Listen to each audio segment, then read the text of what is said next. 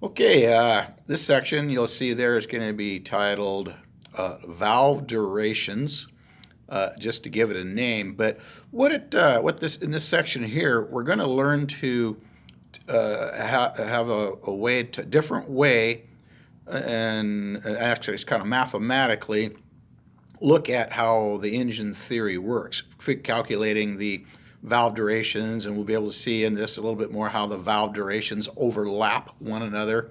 As you recall, what was the main reason for valve overlap was to increase the volumetric efficiency and promote cooling and scavenging of exhaust gases. In this section, this is a little bit one of the tougher sections to get. Usually there's about 10% of you that are going to have a tough time with this. That's typically the what we had in all the past classes as we go through this. You know, back when I just said the word mathematically, I probably lost about 10% of you right there. There'll definitely be a Zoom meeting. We'll schedule a Zoom meeting after you've had a chance to watch this, because a lot of you will probably have some questions.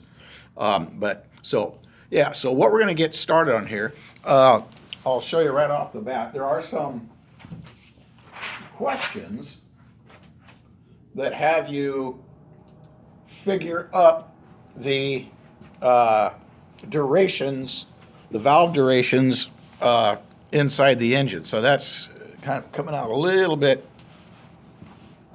faint there, but just to give you an idea, so this is out of a study guide. What it's asking here, it says, using the following information, determine how many degrees of crankshaft travel will rotate with both the intake and exhaust valves seated. Yeah, or it could be questions asking you how long the valves are open. There's many different kind of questions we can ask. But then there's given information over here. Quite often this is like just maybe IO, where they talk about intake valve opens. And in this case, this is 15. You won't be, that's kind of blurred out on there, but it's 15 degrees. And then they'll tell you when that's happening. Before top dead center, or it could be just before top center. It doesn't have to be top dead center, but sometimes they infer a little more exactness by putting the word dead in there. But then, so that's kind of an example of some of the different problems we'll be working.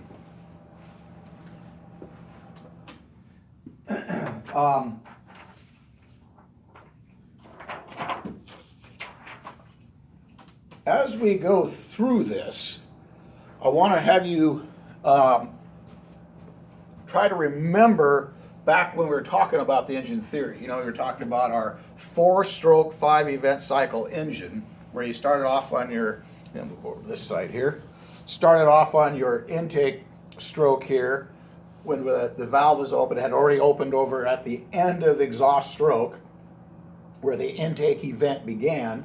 And then, of course, was open the full duration. And then, oopsie, little accident there. Note where these crankshaft positions are. So, for instance, over here, I'll slide us over to the compression stroke, where you see this crankshaft position right here about 45 degrees after bottom center, heading up onto its compression stroke. That's about the spot where the intake event would have happened. So if I would look at that information that was given to us, that would be intake valve closes 45 degrees after bottom center. So like I say, constantly think back to this intake and compression, power exhaust strokes, and where things are happening in kind of relation. So like I said, right as this crankshaft hit this position, that's where I would have saw that intake valve just completely closing and coming on the seat and ending that intake event.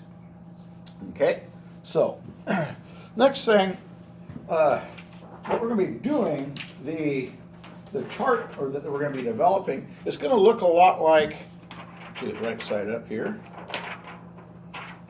It's going to look a lot like this in this circle direction on this thing here, where and you got your top centers up here, you got your coming down into your intake stroke. And what they've done on here, they've showed us that so here's top center, but remember how our intake valve actually started over here on the exhaust stroke. So it's showing us that the intake valve is opening 15 degrees before we started the intake stroke. And then, just like a minute ago, I showed you where that crankshaft position was over here past after bottom center, is where that intake valve finally closed. In this case, they're saying that full duration of the intake valve, because you got your full 180 plus whatever that distance is, plus that 15 degrees up there. And that gives you your full duration of your trip. So that's what we're going to be developing. Kind of the same thing in the automotive world. Get these pictures in the right direction here. This was a camshaft that I put in a 454 one time, and giving us the kind of same thing with some additional things added in here. But they're telling me in this case that my intake valve is opening 25 degrees before top dead center. Probably kind of tough to see there, so I'm just going to say it to you as I point this out. But intake valve opens 25 degrees before. I know that it's open the full duration, 180 degrees, full duration of the intake stroke. And then it's closing 67 degrees after bottom center for a total valve duration. Guess we're not in the picture there. Got to swing that over a little bit.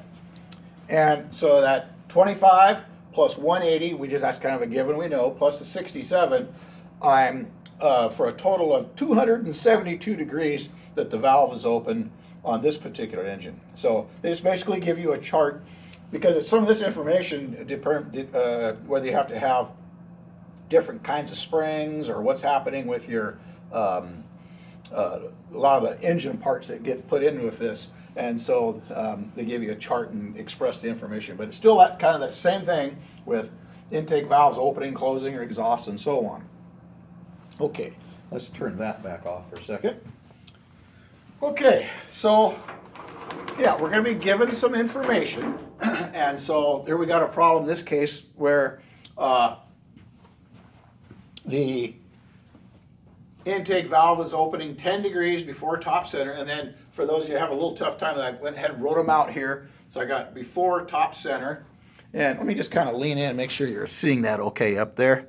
I think so. Okay, so you've got your 10 degrees before top center. You've got your 60 degrees after bottom center. Then the exhaust valve in this engine is going to open 70 degrees before bottom center. And then the exhaust valve is finally going to close 20 degrees after top center. So what we're going to do is we're going to, let me come around this side here so we can see this a little bit better. We're going to basically create that circle, and first I'm going to go ahead and draw my vertical line here so I can tell where, because I got 0, 90, 180 distance here, 270, and so on. Okay, then I'm going to go ahead and represent those strokes that we saw there, where I've got my intake stroke, that first 180 degrees. Then here I come up with my compression stroke.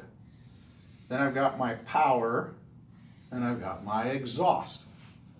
Okay, so that's fixed. That's always given. That you could, when some students did this before, they almost would have a permanent piece of paper with this, and then the variables are when the valves are going to open and close in relation to those crankshaft travel and strokes there. So they actually have a piece of plastic that they would use some dry erase colors on, because this part's always the same. And in fact, what I always do too, in most engines, our aircraft engines, those intake valves, it's always a few degrees of one another. So up here I wrote where my intake valve in this case is going to open 10 degrees before top center, at the end of that exhaust stroke. That could be 11, could be 12. So all I'm going to do is I'm going to put kind of a green color here, and is right there, and represent that that's where my intake, because remember, we talked about going back to that chart. I want you to remember, the intake valve is open the full duration of this intake stroke. So it actually opens before that, which is the towards the end of the exhaust stroke, okay? And so the intake event is beginning at the end of the exhaust stroke. And then, of course, is open the full duration, the 180 degrees of crankshaft travel. And then, as we saw, that crankshaft one, it was kind of right over there, is where that intake valve closed. Put a little IC there. Okay? Exhaust valves.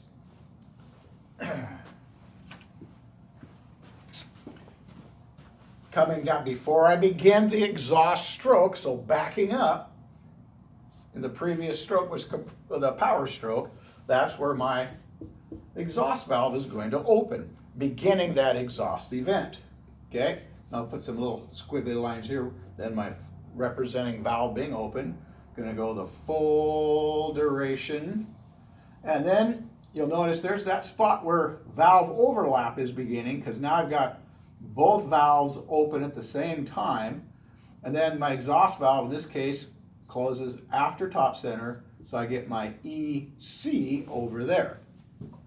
So those spots where valves open and close are going to be generally in those same spots, where you've got your intake valve opening here towards the end of the exhaust stroke, and then you've got your full duration, and then, whoop, didn't get my green squiggly line all the way over here because it closes after bottom center. So in this case, then, I can kind of write the numbers in here. So my intake valve in this problem opened 10 degrees. Might be a little small on your picture there. Notice there's a little glare on the thing. Hope that's not wiping out this picture too bad. And then the intake closed 60 degrees over here. So if I had a question that's asking me, what is the duration of the intake event? You know, or how long is the intake valve open? You know, they can ask those questions about 3 or 4 different ways. But, so what I simply do is I take my 10 degrees here before the stroke, and then of course as we mentioned, it's open the full duration, which is of course 180, and then it's open 60 degrees. I simply add those up. And so in this situation, so where I saw that camshaft out of that 454 that I put in, where it was open a full duration of 272 degrees. In this problem, we just calculated that we made up here that my intake event, or intake valve being open, was the 10 plus 180 plus 60 for a total duration of 250 degrees. So they're going to be asking you several different questions. Like in that one question, it was asking basically, what's the distance from where there was no, I think it said where there was no valve open. Something, let me look at that again real quick, what that said. So the question was asking, using the following information, determine how many degrees of crank will rotate with both the intake and the exhaust valves seated. So our squiggly lines on here are indicating when valves are open. So you'll notice now on here, I've got from here up to here, and then from down to here, where there's no valve open. So that's asking me to calculate that. And so basically I got to take 60 away from 180. So last time we'll just kind of, for us that are bad at math, take 60 from 180. So I've got a distance of 120 degrees there that I'm going to add up. Then over here I got 70 from 180. I think most of us could do that pretty easy. I got a distance of 110 degrees of crankshaft travel. So I would simply add up, of course, the 120 and 110. And then, of course, that would be 230 degrees where there's no valve open or both valves are seated. I can say that just about either way. Okay? So I've got some quiz sheets or little question sheets that we'll have on the canvas there for you to practice with this a little bit. And then you'll be able to get a little more proficient with this and answering some of those questions. Now, the next thing they do with this as well too is they're going to be asking you kind of like a story, a little situation here, where in this case, I got on one of the quiz sheets you'll be getting, it's got the engine is running at normal cruise speed, the exhaust valve is open, the intake valve has just begun to open, the engine is shiny gray, the ignition event is not occurring at this time, and then it asks, what stroke are we on? Okay, so I'll go back through that one more time. So the key to this is you're looking for something that just happened. You got to be able to find where you're at in this whole thing. So there's a lot of distracting information. The engine is running at normal cruise speed. Okay, that's got nothing to do. It says the exhaust valve is open. So our exhaust valve is open, but it's not an exact point in time yet. But then it says the intake valve has just begun to open. So having this chart built us and something to look at gives you a little visual. So the intake valve is just open, and of course we know that occurs. So what stroke are we on? We are on the exhaust stroke, because the intake valve just opens on that exhaust stroke. Oh, one important thing to ask on these things quite a bit too, I forgot to write it in. The exhaust valve, this distance for the exhaust valve here was 20 degrees. So if I ask you, how many degrees of crankshaft travel do I have of valve overlap? In this case, that valve overlap is when both valves are open at the end of the exhaust, at the beginning of the intake strokes. I've got 10 plus 20. I have 30 degrees of valve overlap. As engine RPMs go up in an engine, the faster the higher RPM, you're going to see where these valve overlap distances get bigger. The intake valves need to open sooner. The exhausts need to close a little bit later down into here. And so for instance, that 454, it had a valve overlap, I believe, of right around 54 degrees, because this engine was designed, max RPM was around 4,500 RPM. Whereas when we're dealing with an aircraft engine, our max RPM on a lot of these is like on the direct drives especially, 2,700 RPM maximum. So about almost a little less than half, or a little more than half, I mean. The one last thing I want to point out on this too, we can also do on these charts, there's an FAA test question, and we may have had this already on a quiz that we talked about, but now you can see it on here, where we know that ignition occurred coming up on compression stroke. I know my ignition is going to occur right here, and now this gives a little visual here where the question asks, when does the ignition event end? And the answer to that question, which I don't like the question's answer, is they kind of infer that the combustion is complete. I'll put a CC on there. So the answer to that test question is, when does the combustion event end, or the ignition event end? You can call them either way. The answer is just after top center into the compression stroke. When in reality, it's a little further down in here, but in that question, the way they word it makes it sound that way. But you can put it up there, you can kind of get a little visual using this chart. Over a period of time, I actually, as I'm out there rotating the engine and doing some things, I can actually kind of think about this in this chart where valves open and close and stuff.